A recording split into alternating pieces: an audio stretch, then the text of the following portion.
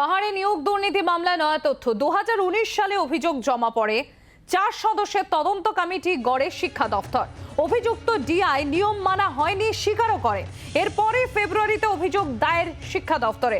অভিযোগপত্রের নাম ছিল ডিআই বিনয় তামাং, প্রাক্তন শিক্ষামন্ত্রীর। খবর সূত্রে শ্রেয়সী গঙ্গোপাধ্যায় আমাদের প্রতিনিধি রয়েছেন আমাদের সঙ্গে। শ্রেয়সী, বেশ কিছু গুরুত্বপূর্ণ তথ্য উঠে আসছে এই পাহাড়ে নিয়োগ দুর্নীতি মামলায়।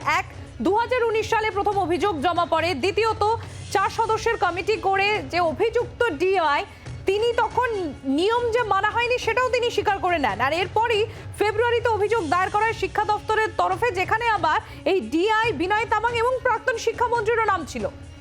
একেবারে দেখো, এক্ষেত্রে যে 19 সালে আমরা যেটা জানতে পারছি শিক্ষা দপ্তর মাধ্যমে, যে শিক্ষা দপ্তরের কাছে এই সংক্রান্ত যে অভিযোগটা, সেই অভিযোগটা এসেছিল 19 সালে, যেখানে তাদের কাছে অভিযোগ জমা পড়েছিল যে নিয়ম মেনে নিয়োগ হয়নি। এখন সেই ঘটনার অভিযোগ আসার পরেই কিন্তু কার্যত শিক্ষা দপ্তরের তরফে এই গোটা বিষয়টা নিয়ে তদন্ত করার জন্য, আভ্যন্তরীণ তদন্ত করার জন্য একটা 4 সদস্যের কমিটি তৈরি করা হয়। এখন এই কমিটি যখন তদন্ত করে তখন ডিআই এর সঙ্গে তারা কথা বলেন এবং সেখানে ডিআই স্বীকার করে যে হ্যাঁ, তিনি নিয়ম মানেননি। এখন কেন তিনি নিয়ম মানেননি, যেটা কমিটির কাছে ডিআই এর যে সাবমিশন ছিল বলে জানা যাচ্ছে, সেখানে তিনি বলেন যে তিনি চাপের মধ্যে পড়ে কার্যত এই নিয়মটা তিনি মানতে পারেন নিয়োগের ক্ষেত্রে।